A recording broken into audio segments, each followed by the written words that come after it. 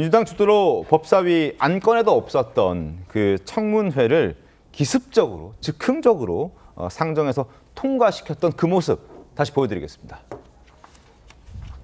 추미애 위원께서 위원장인 제가 조희대 대법원장 대선 개입 의혹 관련 긴급 현안 청문회 실시 계획서 채택의 건과 청문회 증인 참고인 출석 요구의 건을 오늘 의사 일정에 추가하여 먼저 심사할 것을 요구하는 동의를 서면으로 제출하였습니다. 이의 없으십니까? 지금 이거를 대법원장을 불러가지고 하는 거를 기습 처리하려고 그래요? 이의가 있으므로 의사 일정 변경 동의 건에 대하여 표결하겠습니다. 찬성하는 위원님은 손을 들어 주시기 바랍니다. 대법원장을 부른다고 그렇지 않습니까?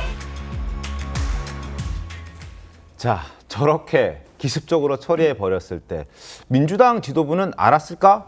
몰랐다고 합니다. 그래서 오늘 조선일보 이런 제목의 기사를 실었습니다.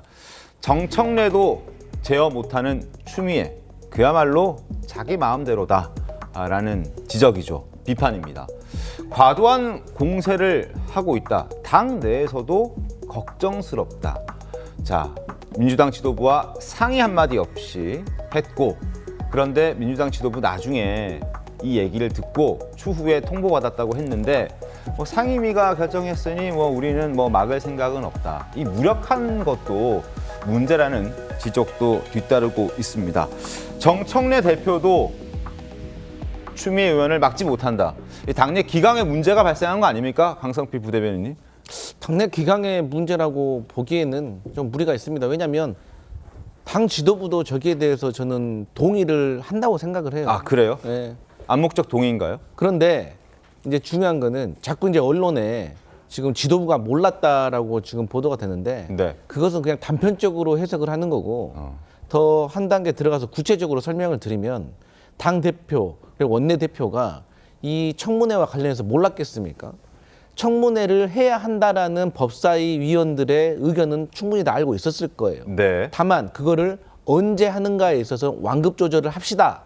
다시 논의합시다. 라고 분명히 했을 겁니다. 아, 시점만. 그게 당내 의사 그렇게? 결정 구조니까. 네. 그런데 거기에 대해서 그 시작의 시점을 법사위원들이 결정해버린 것에 대해서는 사실 당 지도부가 몰랐을 수도 있죠. 거기에 대해서는 저는 유감 표명을 해야 된다고 생각을 합니다. 근데 알겠습니다. 어쨌든 당 지도부도 시점에 대해서는 왜 완급 조절을 해야 되냐. 제가 앞서도 말씀드렸지만 이 청문회에 대해서 첫 번째 조희대 대법원장과 대법관이 나올 것인가에 네. 대한 문제, 그리고 실효성이 있는가의 문제, 탄핵으로 갈 것인가의 문제, 탄핵을 하겠다면 탄핵에 대한 근거는 무엇인가의 문제, 이런 것들이 좀 있기 때문에 지도부로서는 완급 조절을 하자고 했을 건데 거기에 대해서는 법사위원들이 진행을 했기 때문에 거기에 대해서는 또 나중에 책임이 따른다면 본인들이 져야 될 겁니다. 알겠습니다. 자, 민주당 지도부는 잘 몰랐다, 상의하지 않았다라는 얘기를 지금 하고 있는데요. 지금 강성필 부대변인께서는 청문회는 알고 있었을 것이다. 다만 시점에 차이가 있었을 것이다 라는 의견을 주셨습니다. 일단 민주당 원내 대변인이죠. 문금주 의원과 법사위원 김용일 의원 발언 듣고 와서 이야기 이어가겠습니다.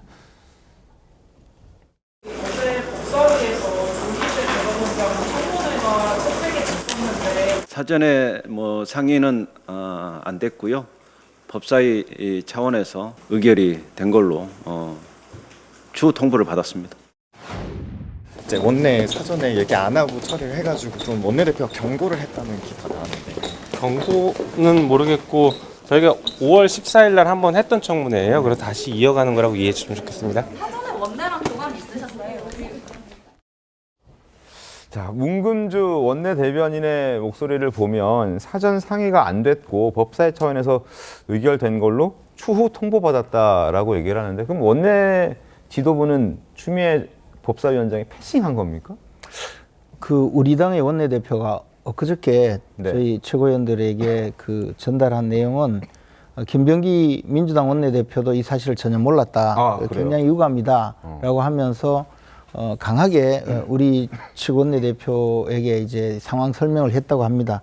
근데 문제는 그 다음에 보면 이제 정청래 대표가 무슨 계속 글을 올리면서 대통령도 갈아치운 나라에 대법원장이 뭐 그리 대단하냐. 네네, 이런 식으로 해서 굉장히 지금 뒤에서 오히려 밀어주고 있는 상황이 되어 있거든요. 네. 아마 민주당 지도부의 분위기는 시기적으로 조금 여유를 갖자고 했을 수는 있는데 네. 막상 이런 사건이 벌어지고 나니까 에라 차라리 잘 되었다.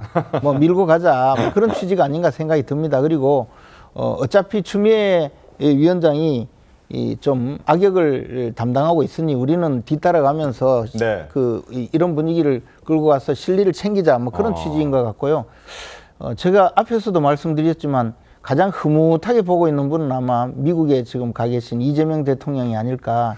이재명 대통령은 어떻게든 조희대 대법원장 좀 혼내주고 네. 뭐 가능하면 끌어내리고 더 나가서 그것이 시도가 좀 어렵더라도 사법부가 더 이상 이재명 대통령과 뜻이 다른 판결을 내리지 못하도록 하는 그런 좀 음흉한 흉계가 있지 않는가 그런 생각이 듭니다. 그래서 알겠습니다. 이런 일이 계속 진행되었을 때 우리 국민들이 우리 대한민국이 여태까지 쌓아온 이 민주주의의 근간이 무너진다는 생각을 좀 가져주셨으면 하는 안타까운 마음이 있습니다. 민주당 원내 지도부 관계자 목소리 하나 더 저희가 보여드리겠습니다. 화면 함께 보시죠.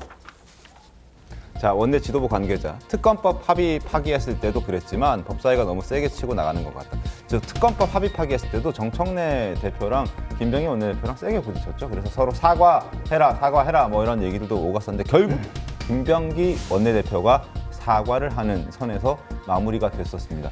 그때처럼 이번에도 지금 정청래 당대표는 알고 있고 김병기 원내대표만 패싱 당한 것 아니냐라는 지금 의혹도 나오고 있습니다. 그리고 또 하나, 지금 이재명 대통령은 지금 유엔 총회 참석차 미국 뉴욕에 가 있습니다. 그런데 복귀하고 첫 국무회의가 다음 주 화요일입니다. 화면 보시죠. 자, 이재명 대통령 귀국 후에 주재하는 첫 번째 국무회의가 다음 주 화요일 9월 30일입니다. 그런데 법사위에서 조희대 대법원장 청문회를 하게 되면 어디에 시선이 쏠리겠습니까? 이재명 대통령의 귀국 후의 성과에 대한 그런 국무회의에 포커싱이 맞춰져야 될 저 날, 그걸 빼앗아 가서 오히려 이재명 대통령의 국무회의는 묻히게 될 수도 있는, 그래서 법사위원장인 추미애 법사위원장에서 부각될 수 있는 그런 상황도 벌어질 수 있다. 임지혜 변호사님, 저것도 민주당 원내에서는 경계를 많이 하는 것 같더라고요. 그렇죠. 왜 하필 또 30일이어서 네. 유엔 총회와 이제 이재명 대통령의 성과에 좀 집중돼야 될 부분에 있어서 하필 이날 하필. 청문회가 진행되느냐 의견이 있을 수 있는데 네. 사실상 제가 보기에는 조희대 대법원장이 출석을 하지 않지 않을까 네. 이런 생각도 들기 때문에 재판 독립성을 이유로 해서 이전에 이미 청문회에 한번 출석을 하지 않았습니다. 이번에도 비슷한 과정을 겪을 수도 있다 이런 생각이 들고요. 만약 민주당 측에서 국회 증언감전법 같은 부분들을 이야기하면서 네. 불출석할 경우에 동행 명령을 내린다거나 아니면은 고발을 하겠다 이렇게 좀 강경하게 나온다면 또 상황이 달라질 수 있는데 이 부분은 좀 추이를 지켜봐야 되지 않을까 싶습니다. 황재인 논설위원님, 그렇다면 민주당도 사실 이 청문회 증인으로 신청한다 하더라도 법사위에 조희대 대법원장이 안 나올 가능성이 있을 거라는 걸 알고 있지 않았겠습니까? 그리고 지금 김기표 의원이라든지 이성윤 의원이 탄핵을 거론하는 것도 일종의 탄핵의 종착역에 가기 위한 지금 어떤 빌드업 과정이라고 볼 수도 있는 건가요? 뭐 그렇게 볼 수도 있을 거예요. 민주당 네. 입장에서 보면 그렇게 볼 수도 있는데, 근데 사실 이게 그 30일만이 중요한 게 아니고 오늘 아침 지금 뉴스에 다 이 조희대 저희도 오늘 지금 하고 있습니다만 네. 조희대 대법원장 청문회가 톱 뉴스가 되고, 사실 어제 이재명 대통령이 어젯밤에 굉장히 유엔 총회에서 엄청나게 중요한 연설을 했습니다. 어제 새벽에 했죠. 북한에 네. 대한 END 구상을 밝히는 연설이 네. 어떻게 보면 이재명 정부의 그 굉장히 중요한 대북 정책의 어떤 그 골간을 딱 밝히는 그런 연설이었는데 그 연설이 다 묻혀버렸어요. 근데 그거를 민주당 의원들이 모를 리가 없습니다. 네. 없는데도 불구하고 이렇게 한 거는 아무래도 그 다른 어떤 그러니까 제가 생각하기에는 아마 개딸 내지는 강성 지지층의 요구가 너무 네. 거세고 이 사람들은 자신들의 선거를 생각할 수밖에 없고 그렇기 때문에 부응할 수밖에 없었고 그 사실 지금 아까 우리 조선일보 제목이 있었지만 정청래도 제어를 못한다는 거잖아요. 네. 정청래 대표가 공천을 준다고 생각하겠습니까? 추미애 위원장이. 개딸들이 공천을 준다고 아마 생각을 할 겁니다. 네. 그러면 누구 말을 듣겠습니까? 뭐 저는 그렇게 생각을 합니다. 알겠습니다.